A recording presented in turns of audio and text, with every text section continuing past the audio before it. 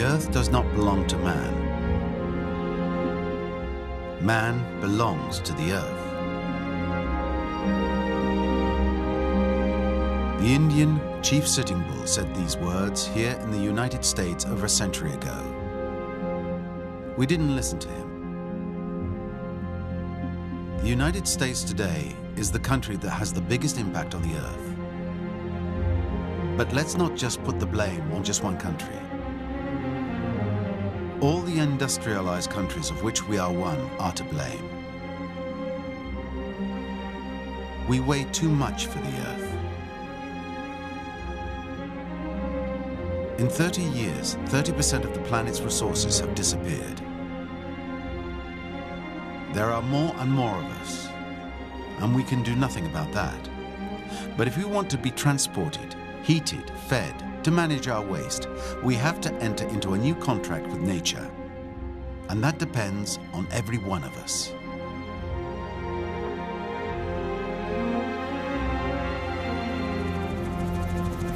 Bonsoir. Good evening. We are flying over the Great Prismatic Lake in Yellowstone National Park in the United States, the world's first natural park, created in 1872. This is a magical place. It's really a wonder of nature. All those colors you can see are due to bacteria and tiny microscopic algae that change color according to the water temperature. The bacteria would have arrived on Earth 4 billion years ago, and we are all descended from them.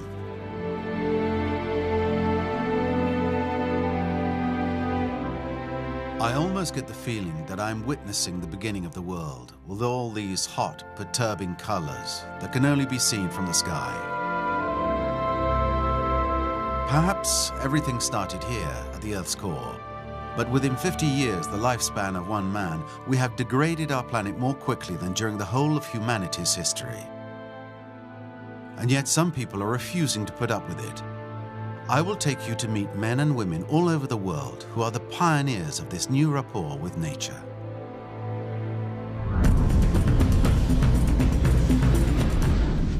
In Peru, the Amazonian forest is disappearing. A French woman, Hélène Colong, is fighting to save its animals and its people. C'est le grand pillage de l'Amazonie qui est en route et qui s'accélère chaque jour.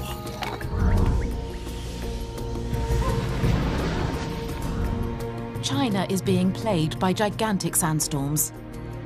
100 years from now, Beijing could be in danger of becoming a desert such as already taken over the Chinese countryside.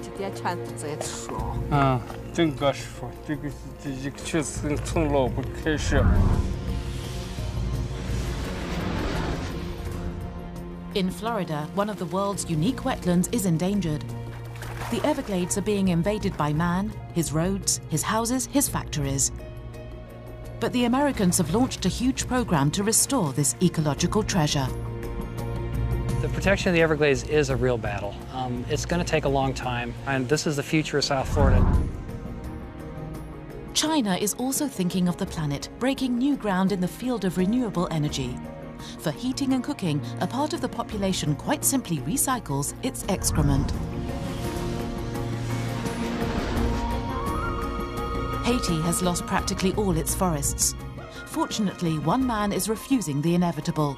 Jean-Baptiste Chauvin is trying to save his country from deforestation. Cette terre-là, nous devons la faire fructifier pour les générations futures. We're proud to be able to show you this ecologically conceived house built especially for this program. It economizes 85% of its energy compared to an ordinary dwelling. We've called it the Good House.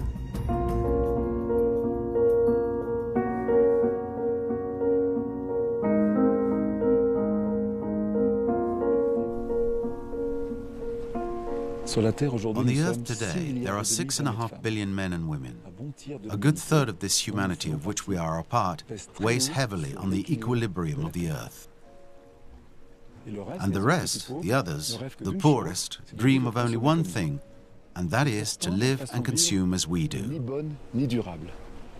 And yet our way of living is neither good nor sustainable. We are completely exhausting the Earth's resources. Today, if we want our children to live even just as well as we do, we have to ask ourselves the right question. Are we capable of changing our way of life? And I'm not talking about our neighbors, about other people, but about me, about us.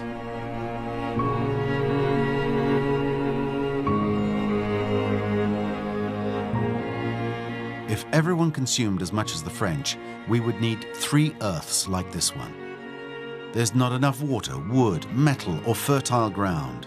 How can we solve this impossible equation? Dominique Bourg is a philosopher, and he too is asking himself these questions. We've come here to talk about the weight of man on Earth. So how much does man weigh? Moi, je préférerais parler du poids des activités humaines. Si on remonte un petit peu avant nous, si on remonte au début du XVIIIe siècle, on est 650 millions. Nous sommes aujourd'hui 6,5 milliards, nous sommes 10 fois plus nombreux. Or, cette montée en puissance de la population, on ne peut absolument pas la séparer du fait qu'à un moment donné, on est passé de ce que la Terre nous donnait au jour le jour. L'énergie éolienne, l'énergie animale, l'énergie humaine, le rendement naturel des terres, et on a commencé à aller puiser les énergies dans le sol.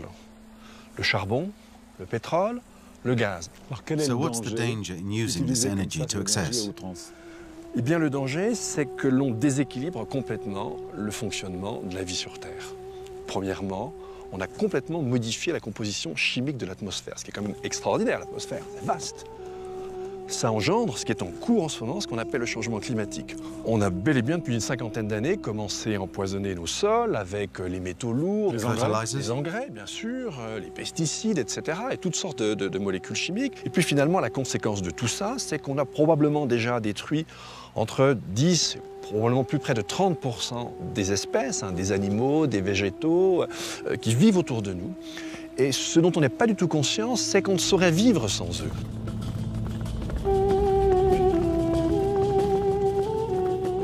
Even here above Yellowstone, we are witness to this reality.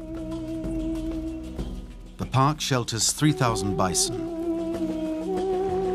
500 grizzly bears,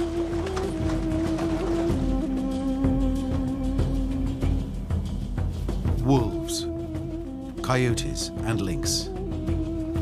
This superb stretch was never colonized by the first Americans, who protected it. But outside the nature reserves, there's not much left.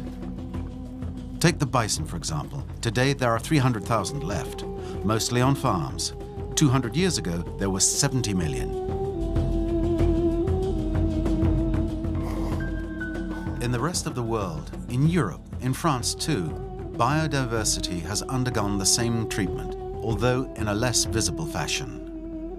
Let me remind you that one of the world's species disappears every 18 minutes. Why do we let it happen? Une des premières raisons, c'est que si on continue, ce qui risque d'arriver, on n'arrive pas à se l'imaginer. On n'arrive pas à se le représenter. Si on me dit la température va monter de 3 degrés à la fin du siècle, et alors? Je ne comprends pas ce que ça signifie. On me dit il y aura 60% d'espèces en moins. Je ne vois pas grand-chose autour de moi. 60% en moins, qu'est-ce que c'est? Donc, faire quelque chose, redouter quelque chose qu'on ne peut pas se représenter, qu'on ne peut pas imaginer, c'est très très difficile. Ensuite, toutes ces conséquences destructrices, c'est les conséquences de quelque chose qui est très positif. C'est le fait qu'on a voulu vivre mieux, qu'on cherche à vivre plus aisément.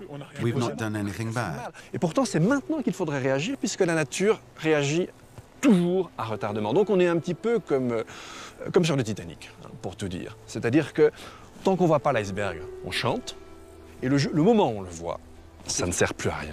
It's too late. On ne peut plus changer de cap. C'est la situation où on se trouve.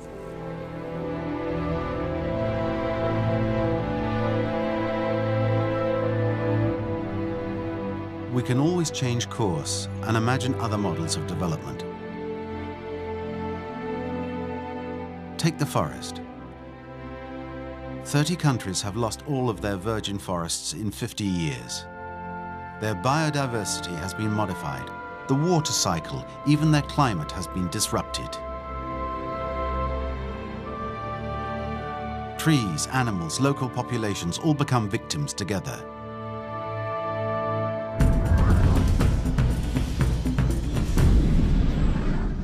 You will see in Peru how the impact of farmers on the forest and its monkeys has made the Indians revolt. It is the whole living world that must learn to live together again.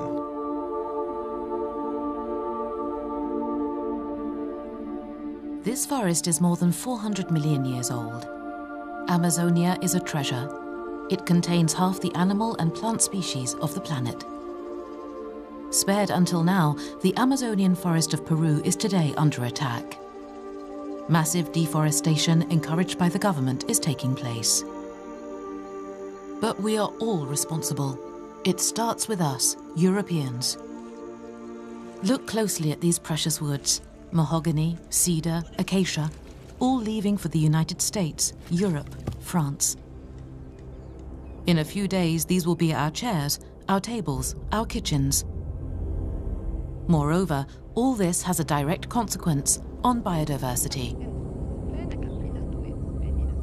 Hélène Collongue abandoned everything and left France to set up a reserve on this land the other side of the world. She has devoted her life to the preservation of primates, because these touching little monkeys are the first victims of deforestation. A tree falls and their main source of life disappears. Hélène has understood that the problem is global. C'est le grand massacre. C'est le grand pillage de l'Amazonie qui est en route et qui s'accélère chaque jour.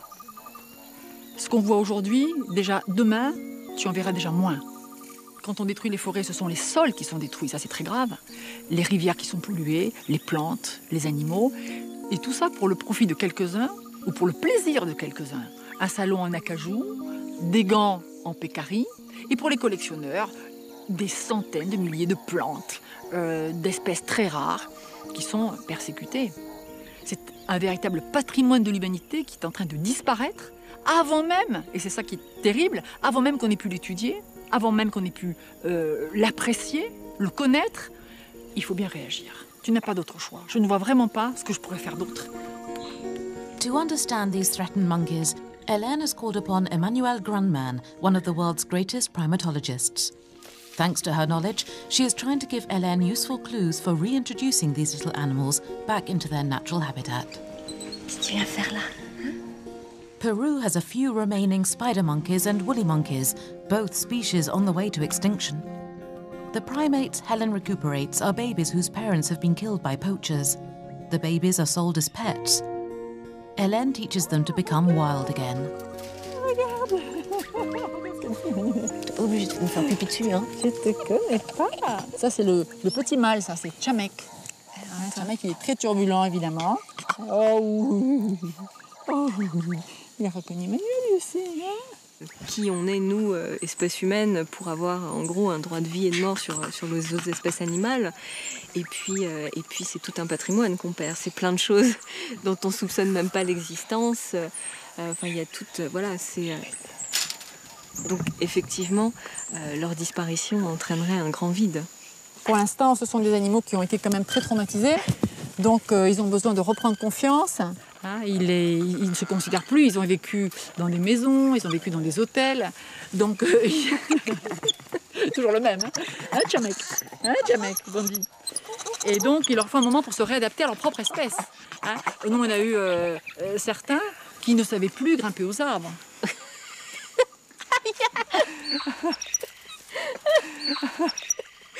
L'autre aspect, c'est que nous, on a donc des jeunes dont la mère a été tuée, hein, tous, qui, on s'aperçoit que s'ils ont été capturés lorsqu'ils étaient vraiment très très jeunes et qu'ils n'ont pas eu le temps de faire l'apprentissage des plantes qui sont bonnes, de celles qui sont dangereuses, même des prédateurs, on s'aperçoit qu'ils ont un comportement qui n'est pas adéquat et il arrive que ces animaux-là s'empoisonnent. Tout simplement parce qu'ils n'ont pas eu le temps de faire l'apprentissage. C'est tellement dramatique ce qui se passe que de toute manière, il n'y a pas d'autre solution que de les prendre comme ça en charge et d'essayer de les réhabiliter puis de les réintroduire. Et c'est vraiment incroyable de les voir évoluer comme si, en gros, de rien n'était. Enfin, bon, on n'est pas encore à la phase de réintroduction, mais on est vraiment sur la bonne voie. Donc c'est vraiment, il y a vraiment de l'espoir. Hein. Just a slim hope because the reality is tougher. Once a week, there's a market held in Yurimaguas. In the heart of Amazonia, you can find everything, especially wild animals.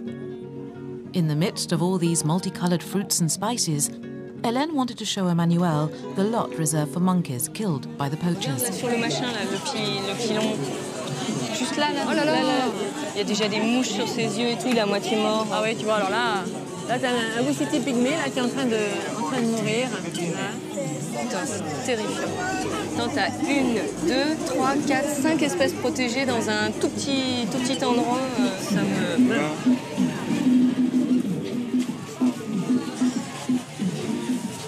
Elle est où la viande de brousse là? Ah, c'est juste là, ouais. Voilà, ça c'est un laineux, ça, tu vois. Ouais, je reconnais la queue. Voilà. C'est le même que celui-ci. Tu vois, c'est l'animal sacré de Nazca, c'est lui. La dernière fois, quand je suis venue, j'en ai vu un sur un marché. Mais là, c'est vraiment à cette ampleur. Non, c'est vraiment la première fois où il y en a autant. Enfin, c'est hallucinant. Enfin, il y en a partout. Hein. Ustedes saben de que este mono está protegido, que es un mono muy escaso y que va a desaparecer. ¿Ustedes conocen la ley? Las personas que vienen de la costa tienen que ver la realidad de nuestro Loreto, de nuestra selva. Claro. ¿Por qué? Porque el 10% de personas tienen trabajo y el 90% van a buscar. Otros dicen, no hay que cazar las aves, los animales. Y esto. This is one of the paradoxes of deforestation. 30 years ago, this territory was a green curtain with an extraordinary plant and animal life. Today, there are islands of pasture land slicing through the green layer of Amazonia. Hectares of cultivated land given over to rice fields, coffee plantations, to feed our ever-growing population.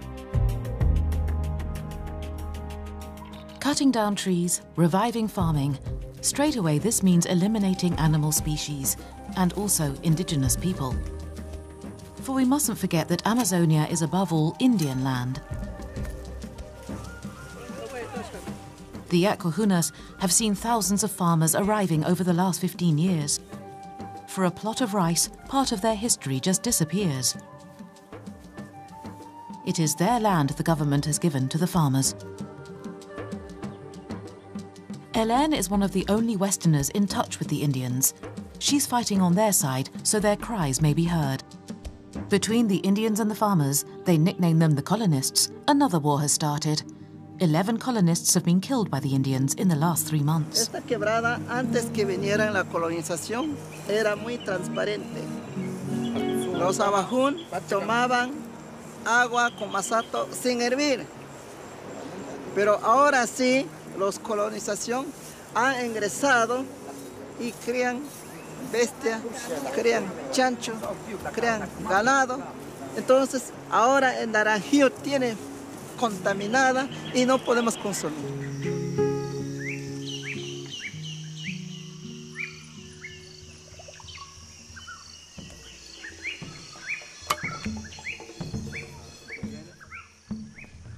The Indians are really like a collective memory of the forest and know how to use the trees for medicine.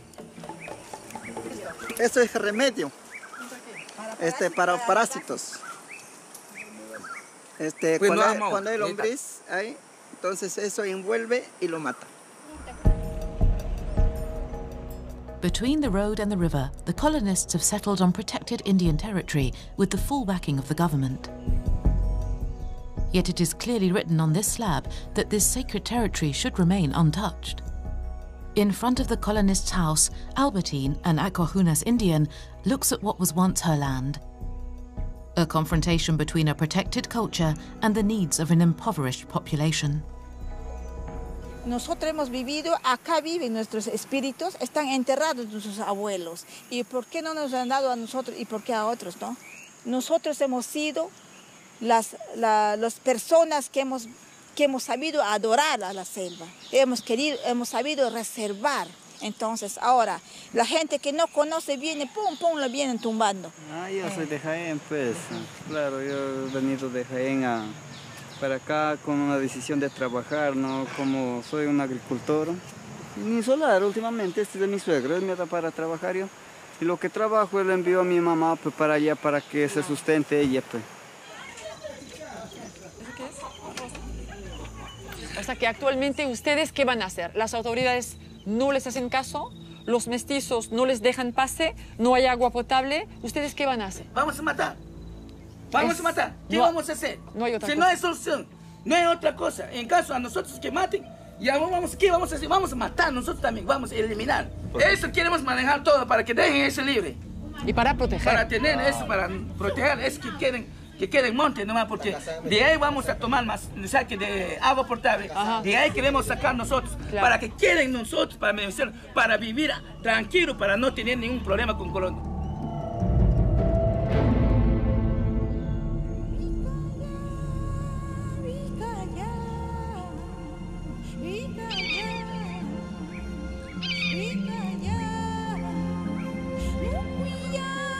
As she listens to Albertine asking for forgiveness from the forest trees, Hélène wonders if we shouldn't set up a new contract with nature. On aurait pu prendre un autre chemin. L'humanité aurait pu choisir de vivre autrement avec tout ce qui l'entoure. Et je crois que c'est vraiment nécessaire maintenant de recréer ou de retrouver une fraternité avec ce qui nous entoure, avec tous les êtres qui composent la nature. Et cesser de faire des séparations artificielles entre l'homme, l'animal, le sauvage, le pas sauvage. Il y a une seule chose et dont nous dépendons tous. Parce que préserver les singes, préserver une forêt, c'est préserver les êtres humains. Il n'y a pas à opérer de rupture entre les deux choses, c'est la même chose.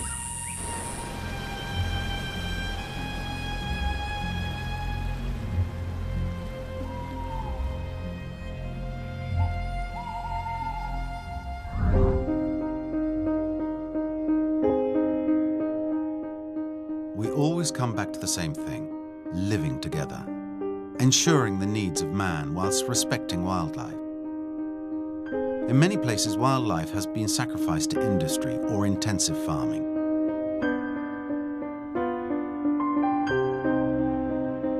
Let's talk about the farmer. I'm flying over the Rockies to the Sansa Ranch in Montana. And here, where farming is the most industrialized in the world, they're carrying out an amazing experiment, allying tradition and technology. Unfortunately, this is an isolated case, but at least it shows common sense. This ranch is run as an open range. I've always been very affected by the beauty of horses. It's an animal I like and respect, as though it were written in my genes. He was alongside my ancestors. He shared the difficult tasks with us, such as cultivating the land to feed us, transporting us to find new lands.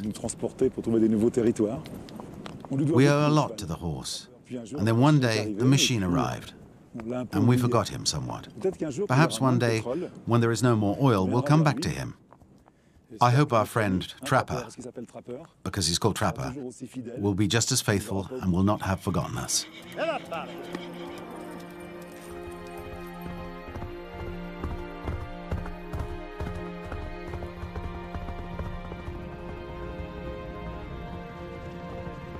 The Sansa Ranch covers 40,000 hectares.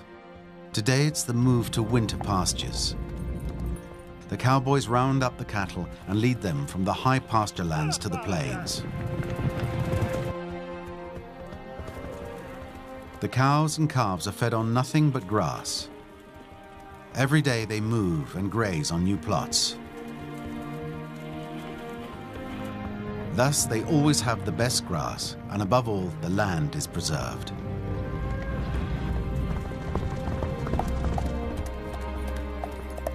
Bud Griffith manages the ranch's daily business. Bud, could we call you a real cowboy? Yes. I've been riding on ranches for near 60 years, and it's a life I really have enjoyed. They used to have on this ranch all the haying equipment, the machinery and everything to farm 3,000 acres of ground. I would estimate today that would probably cost $750,000 to own that equipment. William sold it all. He says, I don't want any equipment. What I have to put up, I will borrow. I'll have the neighbor come in and put it up for me, but I don't want any equipment. I want the cattle to harvest what I have.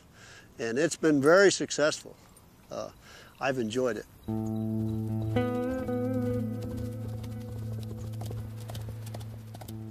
Of course, managing the pasture land well has its constraints, but Bud has reduced the amount of fertilizer used on the farm by half. We're producing a product today It does not have any herbicides. It does not have any hormones or anything like that. It's better for you. It's more healthy. It's closer to nature that we can get. And I'm very pleased with that.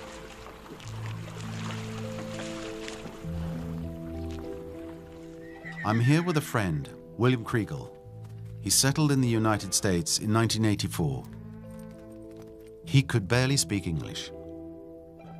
Yet he set up a farm, bringing to life the American ranch tradition, the wide open spaces, the cowboys, a method bucking the trend of intensive farming, and it's been a real success. To coin a fashionable term, you've really got the feeling of doing sustainable development here. On est dans le développement durable. On respecte les cycles de la nature, on respecte le terrain. Je contrôle la génétique de mes vaches, je contrôle leur nourriture, je contrôle leur croissance, je contrôle l'herbe qu'ils mangent et je contrôle le process pour les emmener chez le client. Et on les envoie chez l'acheteur final. On vend à travers le web, qui est un truc très moderne si tu veux. Et c'est magique. Le ranch a 100 ans d'âge, le Montana c'est un territoire d'élevage, c'est la tradition à état pur. Et en même temps, on vend sur le web des beefsteaks à New York, ou à Los Angeles, ou à Miami. C'est extraordinaire. Because the American method is that once a calf is a few months old or whatever, he goes to these enormous feedlots where they're fattened up on corn by the thousand. They're given hormones and products, and you're against all that. Je suis contre deux choses. Le fait d'avoir un veau qui part pour être engraissé, ça me dérange pas du tout, je trouve ça très bien, c'est normal. Ce qui me gêne, c'est comment il est engraissé. The total opposite of the Sansa Ranch. These are the feedlots. Intensive farming, American style. Even from the helicopter, the smell hits you a few kilometers away. 100,000 head of cattle to feed. The corn arrives from all over the United States. That's what gives the meat the sweetness and tenderness Americans love. But here's the hitch. To grow the corn and farm the cattle, you need at least 1 liter of oil and 15,000 liters of water to get 1 kilo of beef. These animals, made for grass, are force-fed corn, hormones and antibiotics. They're treated like meat factories. I hope this will never happen in France. In 50 years, meat consumption throughout the world has multiplied by 5. Farming has become one of the major producers of greenhouse gas emissions, ahead of transport.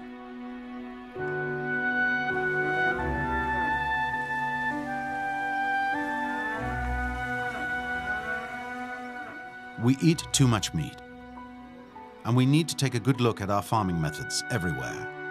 Meat will cost more and more. Are we ready to accept this? Because with too many animals on the land, natural spaces deteriorate, as in China. Did you know that every year 10 million hectares of cultivated land turns into desert? We know about the incredible expansion of the Chinese economy, but did you know that its desert is advancing by 25 kilometers a year and is already on the threshold of Beijing? This is what we are going to see now.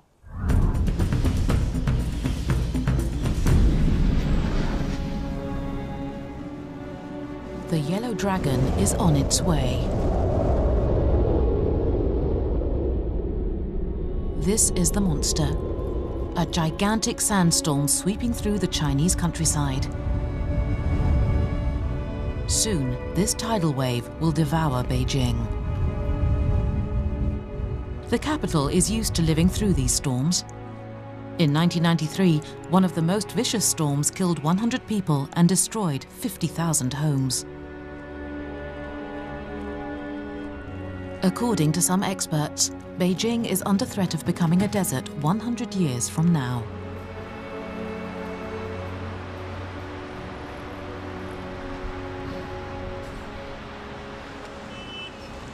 If you believe the inhabitants, 50 years ago there were 1 or 2 sandstorms a year. Now, broom sellers are doing good business. 30 or more sandstorms hit the village every spring. The weather forecast fuels the newspapers and the conversations of every family. 但是我感觉啊，就是说，因为我有一点那个过敏性的鼻炎，所以我每到这个季节的时候，尤其是有沙尘的时候，我会鼻子非常的不舒服。人家电台上这大伙传的都是在内蒙古过来的，那地儿那风特大。 Inner Mongolia, most of the sandstorms are born here in this apparently peaceful setting, the Alashan Plateau.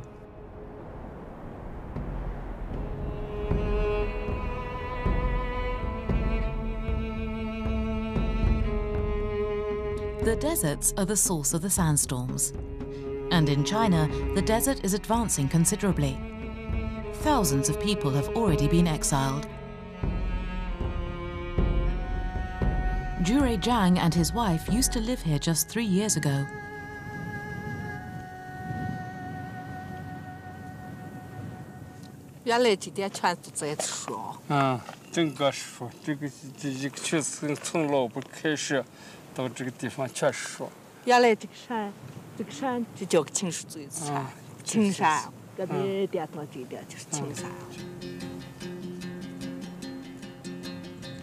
Human activity is partly responsible for the advancing of the desert. The reason? Cattle.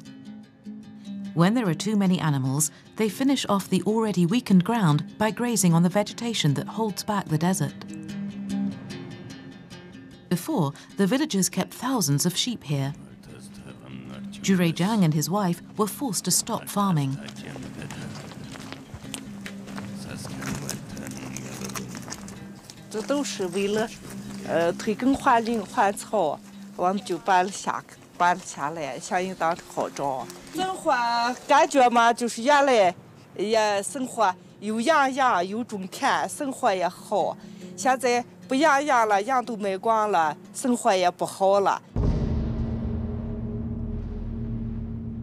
Jure Zhang and his wife have lost more or less everything. They, like 20 million other people throughout the world, are ecological refugees. They had to exile themselves to another village half an hour away, protected from the wind by trees and where the water is not yet exhausted.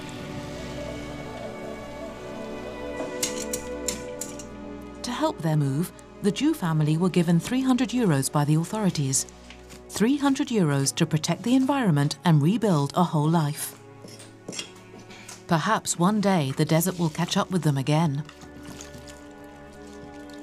So Granny explains to her granddaughter that she too one day will probably have to move a bit further away to build a future away from these hostile lands.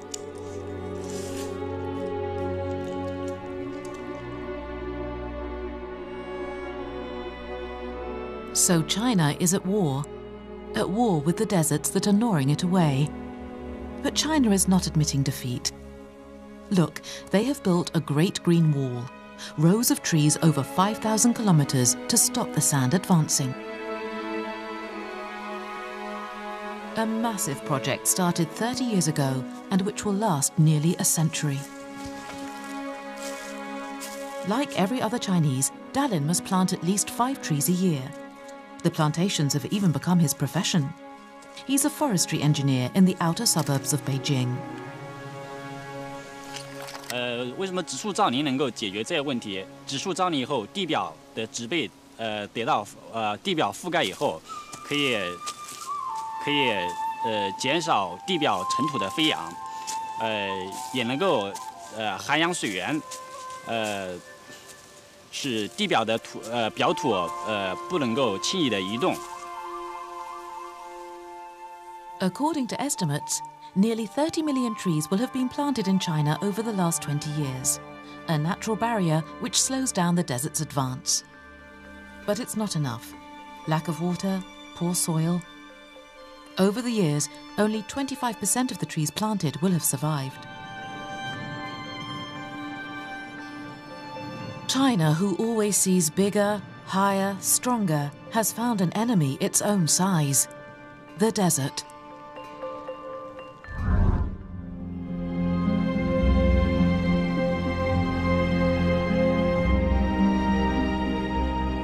The land is fragile. These vineyards in California have existed for 200 years.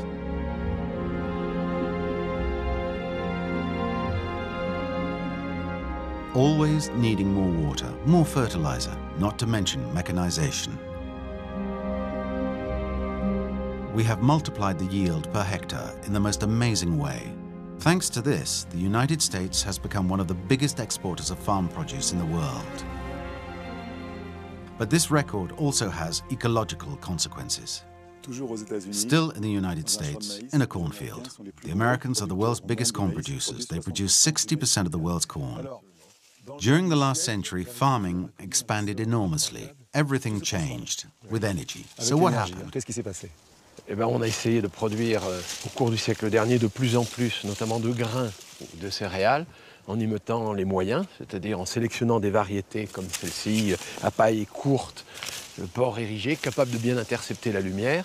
Et du coup, pour que ce maïs-là puisse exprimer son potentiel, eh bien, on a été obligé d'abord chimiser l'agriculture, apporter des produits chimiques, donc c'est les engrais pour la nourrir, c'est les pesticides pour les protéger contre les mauvaises herbes et contre les insectes. Et finalement, l'homme, pour produire toujours davantage, a essayé d'uniformiser son écosystème, une seule culture, pas d'autres concurrents, pas de prédateurs, et ça d'un point de vue écologique, c'est dramatique. Parce qu'un écosystème qui est trop simplifié, c'est un écosystème fragilisé.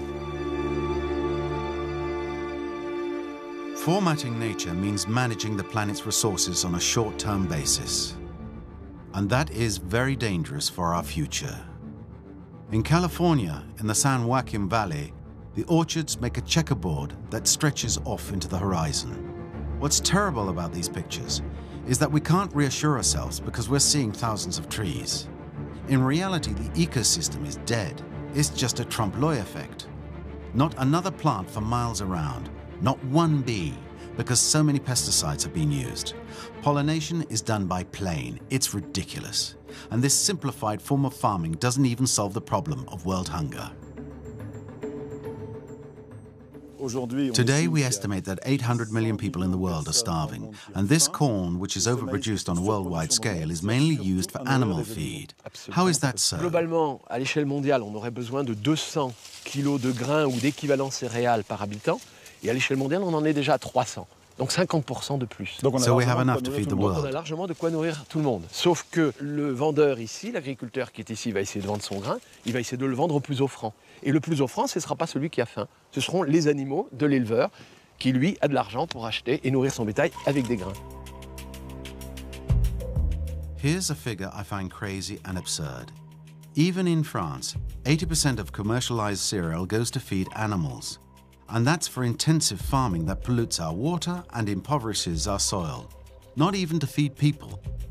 Without forgetting that nowadays more and more land in the world is being devoted to producing new types of fuel.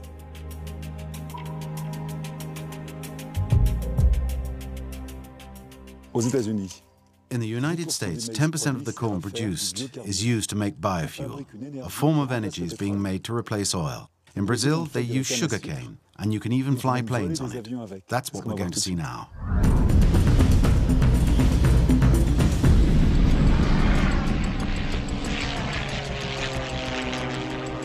This single-seater plane called Ipanema is making history.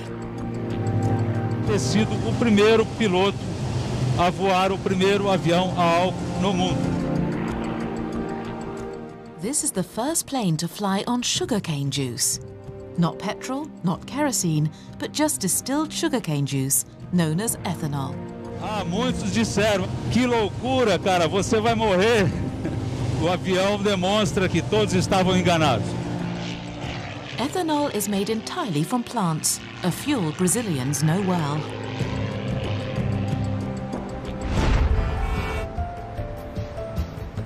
Sao Paulo, one of the biggest cities in the world. Every day, 5 million vehicles drive around the city. As everywhere in Brazil, 2 out of 3 cars are equipped to run on ethanol. At the filling stations, ethanol is called alcohol. Alcohol has existed since the oil crisis in 1973 to replace over-expensive petrol. Today, Brazil produces 70 million litres per year. It's the #1 exporter of green petrol in the world.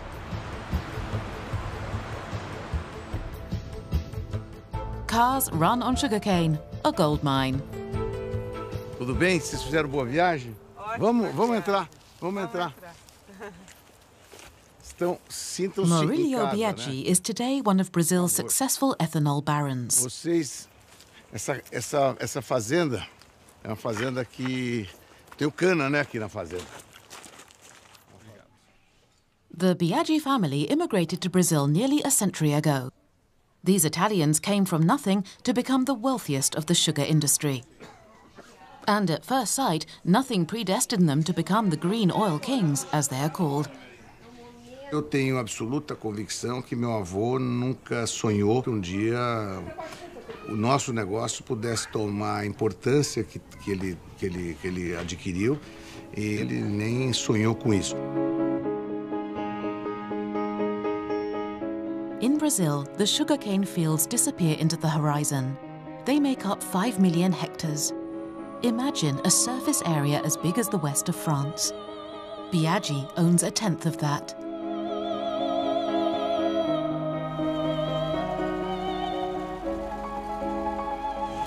Essa fazenda aqui, eu planto cana e as terras são minhas, e essa cana é colhida e é entregue na usina.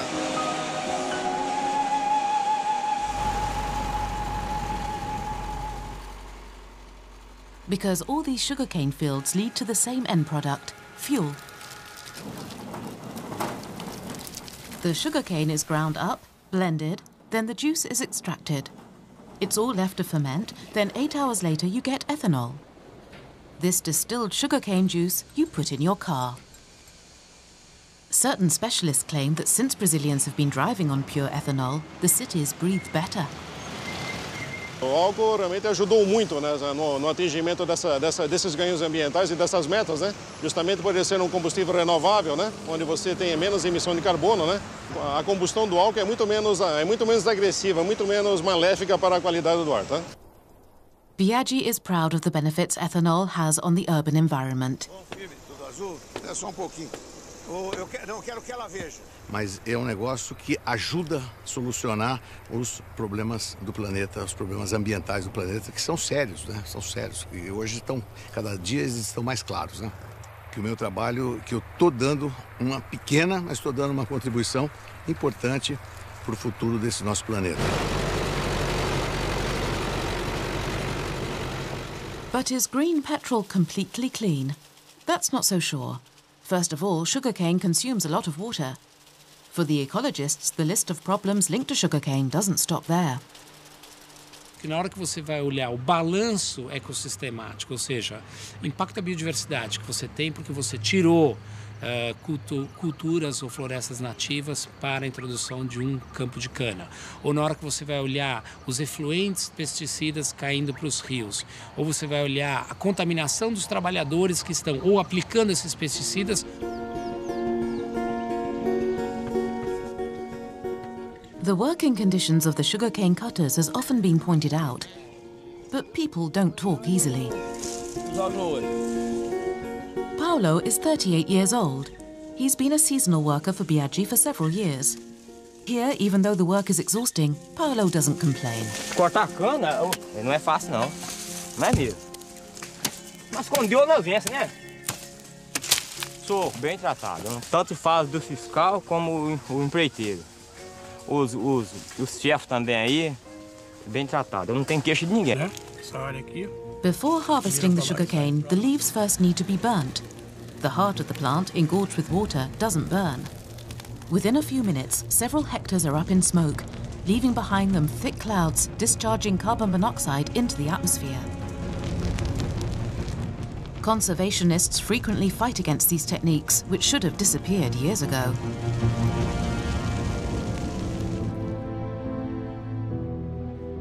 In Brazil, the assessment of ethanol is more positive. It's allowed a reduction of 80% in greenhouse gases compared to petrol. A rather positive assessment.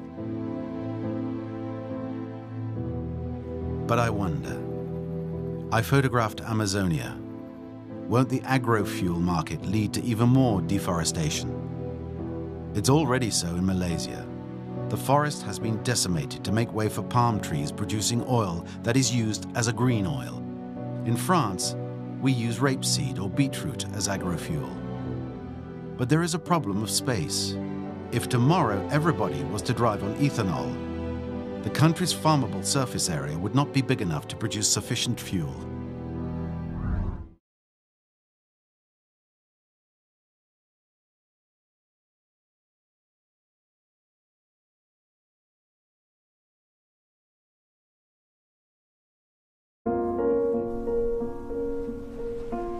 On the Earth today, there are 6.5 billion men and women.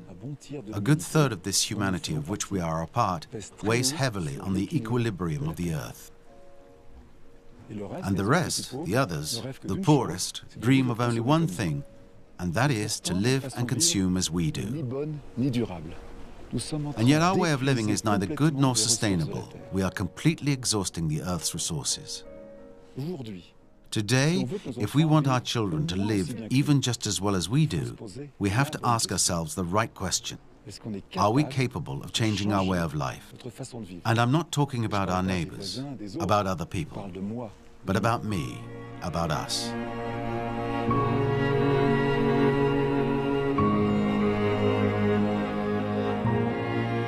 If everyone consumed as much as the French, we would need 3 Earths like this one.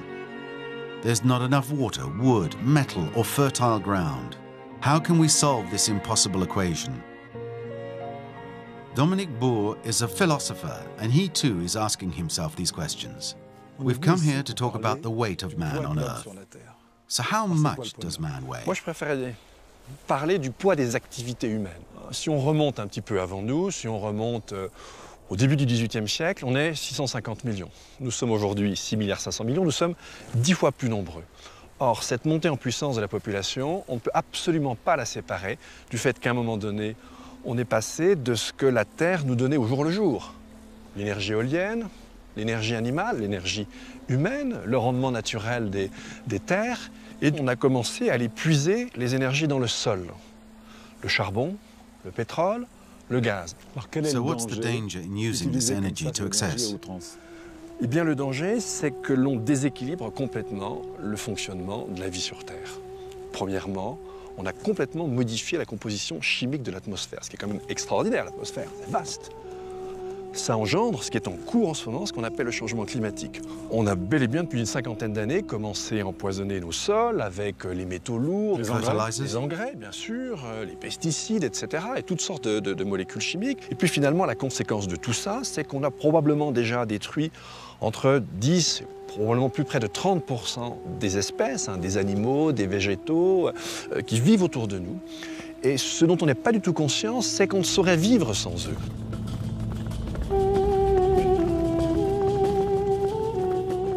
Even here, above Yellowstone, we are witness to this reality. The park shelters 3,000 bison, 500 grizzly bears,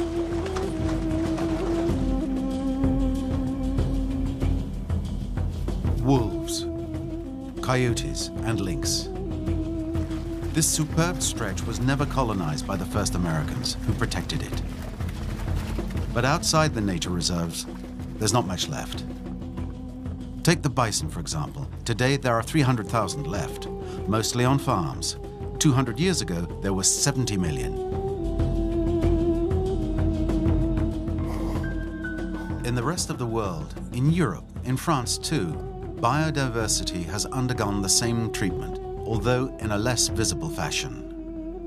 Let me remind you that one of the world's species disappears every 18 its animals and its people. C'est le grand pillage de l'Amazonie qui est en route et qui s'accélère chaque jour.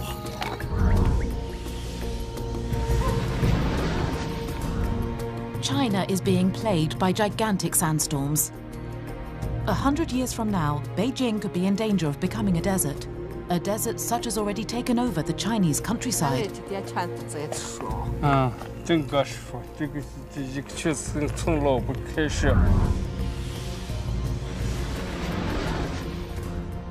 In Florida, one of the world's unique wetlands is endangered. The Everglades are being invaded by man, his roads, his houses, his factories. But the Americans have launched a huge program to restore this ecological treasure. The protection of the Everglades is a real battle. It's going to take a long time, and this is the future of South Florida. China is also thinking of the planet, breaking new ground in the field of renewable energy. For heating and cooking, a part of the population quite simply recycles its excrement. Haiti has lost practically all its forests. Fortunately, one man is refusing the inevitable. Jean-Baptiste Chavannes is trying to save his country from deforestation. Cette terre-là, nous devons la faire fructifier pour les générations futures. We're proud to be able to show you this ecologically conceived house built especially for this program. It economizes 85% of its energy compared to an ordinary dwelling. We've called it the Good House.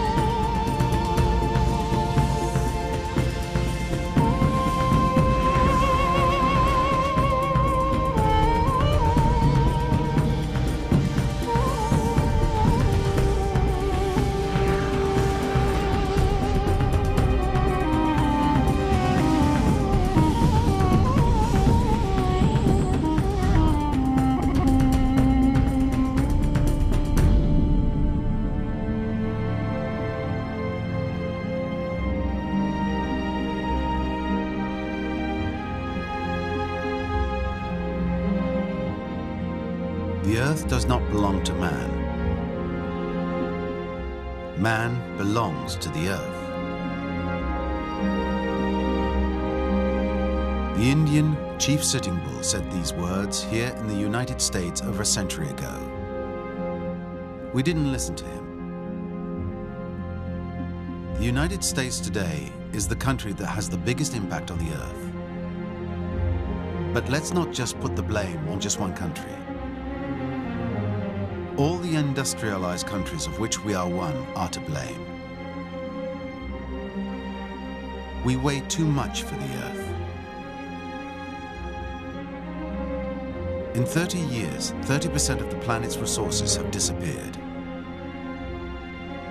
There are more and more of us, and we can do nothing about that. But if we want to be transported, heated, fed, to manage our waste, we have to enter into a new contract with nature. And that depends on every one of us.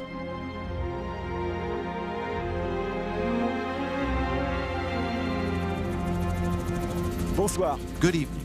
We are flying over the Great Prismatic Lake in Yellowstone National Park in the United States, the world's first natural park, created in 1872. This is a magical place. It's really a wonder of nature. All those colors you can see are due to bacteria and tiny microscopic algae that change color according to the water temperature. The bacteria would have arrived on Earth 4 billion years ago, and we are all descended from them.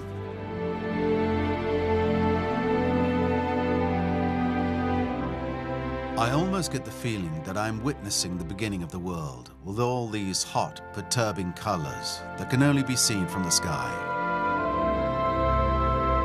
Perhaps everything started here at the Earth's core, but within 50 years, the lifespan of one man, we have degraded our planet more quickly than during the whole of humanity's history. And yet some people are refusing to put up with it. I will take you to meet men and women all over the world who are the pioneers of this new rapport with nature.